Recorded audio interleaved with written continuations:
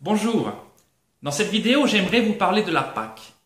Pendant ce temps de confinement, avez-vous fêté la Pâque en famille dans vos maisons?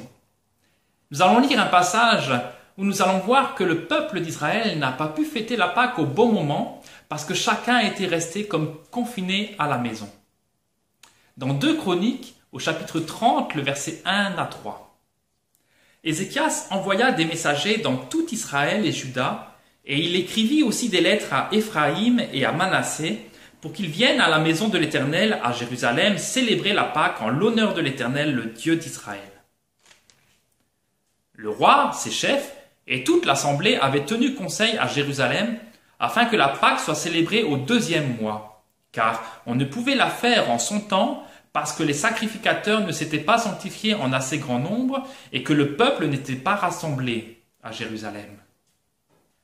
Quelle étrange situation! On peut voir les choses de 2 manières différentes. Premièrement, on peut se dire « ceux-là n'ont aucune excuse. Ils n'étaient pas confinés par obligation comme nous. Ils auraient pu se rassembler à Jérusalem pour fêter la Pâque. » Mais nous pouvons voir les choses aussi sous un autre angle en disant « ils ont su rectifier le tir. Ils ont trouvé une solution pour se remémorer ensemble la délivrance de leur peuple lors de la sortie d'Égypte. » Tandis que nous n'avons peut-être pas trouvé de solution convenable pour fêter la Pâque. Notre Pâque, c'est Christ qui a été immolé sur la croix pour le pardon de nos péchés. Et quoi de plus fort que la Sainte Seine pour se remémorer la mort et la résurrection de notre Seigneur Jésus. Peut-être que vous n'avez pas fait de Sainte Seine pendant tout ce temps de confinement. C'est en effet un moment que nous avons l'habitude de prendre lorsque nous nous réunissons ensemble lors des cultes. Et cela fait 2 mois que nous n'avons pas fait de culte tous ensemble. La question que je vous pose est donc la suivante. Pourquoi ne pas faire une Sainte Seine en famille ou seul à seul avec le Seigneur?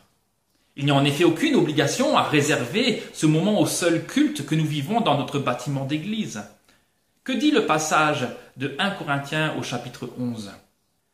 Car j'ai reçu du Seigneur ce que je vous ai enseigné, c'est que le Seigneur Jésus, dans la nuit où il fut livré, prit du pain, et après avoir rendu grâce, le rompit et dit, « Ceci est mon corps qui est rompu pour vous, faites ceci en mémoire de moi. » De même, après avoir soupé, il prit la coupe et dit, « Cette coupe est la nouvelle alliance en mon sang, faites ceci en mémoire de moi toutes les fois que vous en boirez.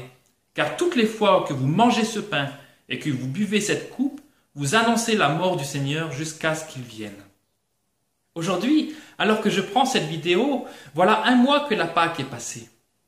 Et comme l'avaient décidé les contemporains du roi Ézéchias, nous pourrions nous aussi décider de fêter la Pâque au 2e mois.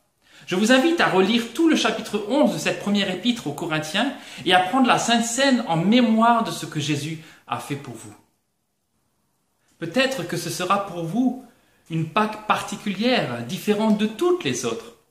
J'aimerais vous encourager avec l'exemple d'une Pâque particulière qu'a vécu le peuple d'Israël du temps du roi Josias.